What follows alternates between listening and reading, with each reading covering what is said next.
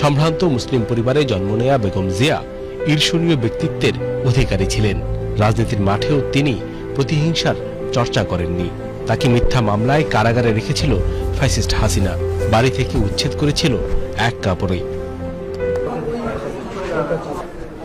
আজকে যেভাবে আমাকে অপমান করা হয়েছে, ঘরের দরজা ভেঙে, আমার বেডরুমের দরজা ভেঙে রীতিমাত্র ট্রেনিং হিচড়ে তারা বের করেছে এবং এমনভাবে বলছে যে পুরুষ মানুষ এমনভাবে বলছে যে জোর করে ওনাকে উঠিয়ে নিয়ে আসেন, জোর করে দরকার হলে ওনাকে কোলে উঠিয়ে নিয়ে আসেন। এরকম ভাবে একটা সরকারের এই আচরণ, ওনারা ধাক্কা দিয়ে আমাকে গাড়িতে উঠিয়েছেন। আমি এর বিচারের ভার মহান আল্লাহ ও প্রিয় দেশবাসীর উপর ছেড়ে দিলাম। সে অবস্থা করেছে, সারাদিন আমি মানুষটা কিছু খেতে পর্যন্ত পারিনি। তারপরও বিদ্বেষের লেশ মাত্র ছিল না খালেদা জিয়ার মনে।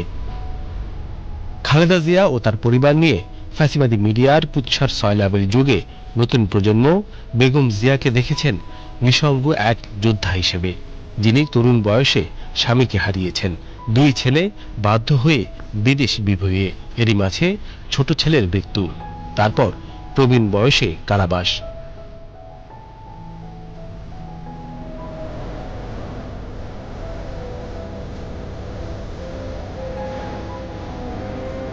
প্রতিটা যুগের একটা আইকন থাকে, বেগম জিয়া এই যুগের সেই আইকন।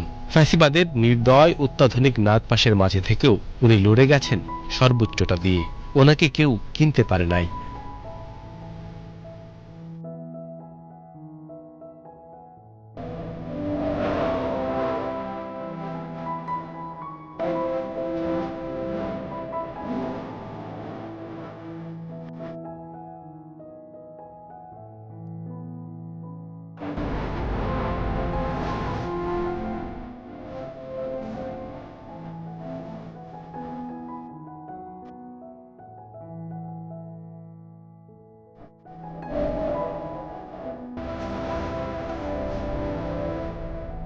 ঠিকই জীবনের শেষ সময়ে বিজয়ের দেখা পেয়েছেন বেগম জিয়া। ২৪-এর গণ অভ্যুত্থানের পর নতুন বাংলাদেশের অবিসংবাদিত অভিভাবক হয়ে উঠেছেন তিনি।